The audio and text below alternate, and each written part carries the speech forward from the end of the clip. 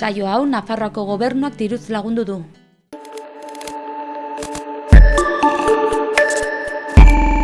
Kaixo ikusentzule eta ongi etorri artearen ibilbidea programara. Gaur kontan Elizondora hurbildu gara eta bertan Mikel Cazañasen obrak ikusiko ditugu. Prest zaudete? Gu ere gogotsu gaude eta gainera bertan daukagu gure laguna dena azaldu eta bere kuadroen inguruan hitz egiteko. Etorri gurekin. Eta hemen dugu Mikel Cazañas eta berari galderak zuzenean egiteko aukera dugu. Zer moduz, Mikel? Pues bien, muy contento de poder estar aquí en la Casa Arizcunenea de Elizondo. Es una gran oportunidad y muy contento de que esté viniendo tanta gente realmente. Llevamos en poco más de una semana 1.500 personas.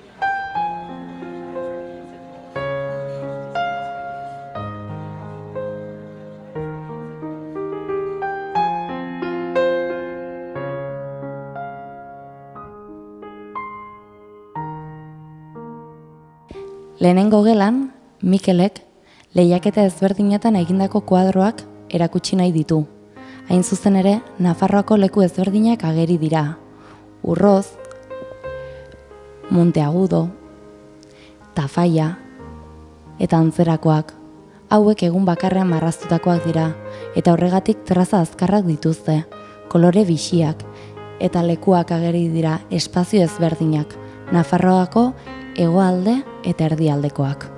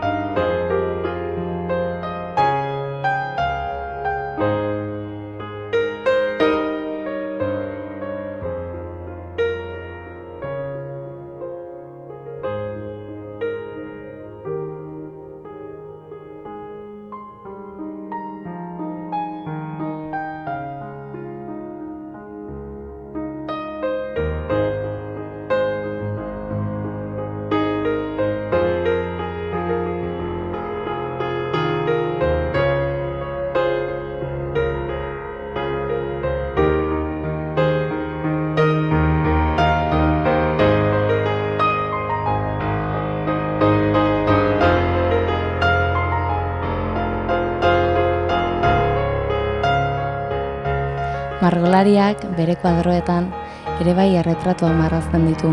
Kasu honetan bere anaia eta neskalaguna ageri dira eta errealitate puntua handi bat dute. Izan ere momentuan haien aurrean egonik marraztutako kuadroak dira.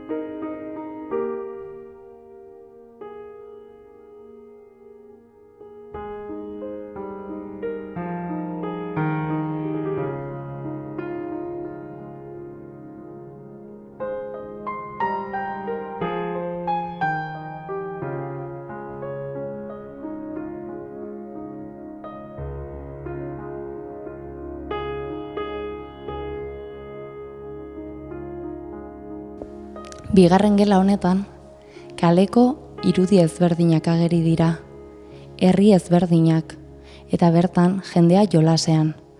Hauek mugimendu gehiago daukate, eta kolore bixiak ageri dira kuadro ezberdinetan.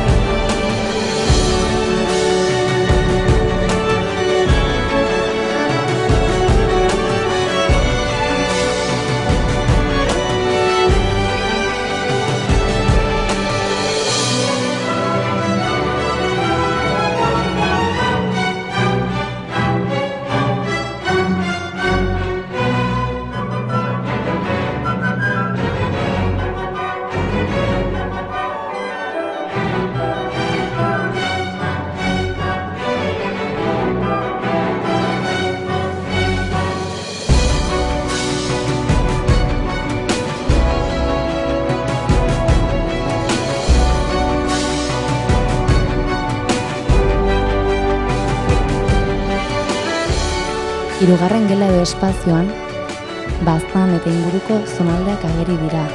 Horrez gain Katalunia, Onjarbi eta Brujas bezalakoak ere daude ikusgai. Bertan, momentuan jasotako irudiak daude. Lekuenak, jendearenak, kaleenak eta koloreak argitasuna adierazten dute.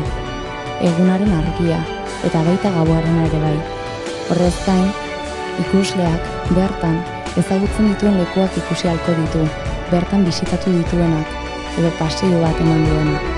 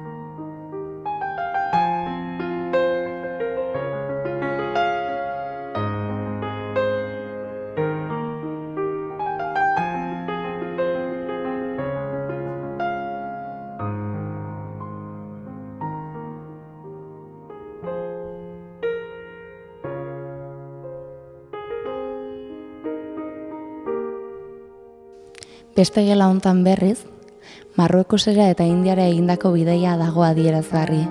Izan ere, 3 bidaia egin zituen marrazkilariak. Eta gainera, hemen bere bizitzako transizio momentu bat egon zen, eta hori dago adierazgarri kuadro hauetan. Izan ere, ilustratzaile izatetik, pintore izatera edo marrazkilari izaterako bidean, egindako progresuak eta aldaketak nabari dira bere kuadrotan. Gainera, teknika ezberdinak erabili ditu. Horien artean kolaxa edo akrilikoa nabari daitezke. Harria sartzen du, igeltsua bere kuadroetan, eta horrela bisitasuna ematen dio, egun batean bere begietan gelditu zen irudiari.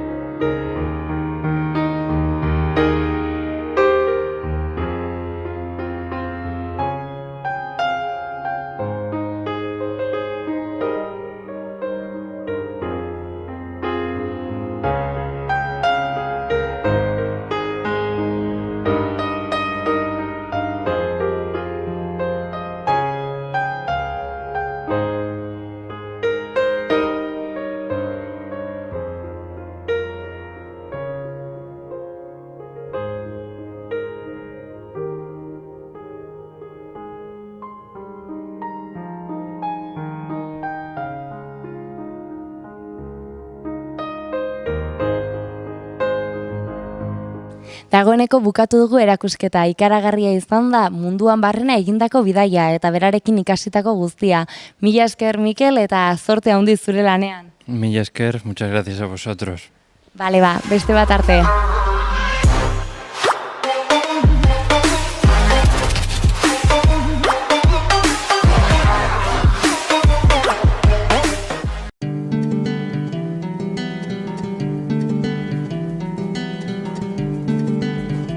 Saio hau Nafarroako gobernuak diruz lagundu du.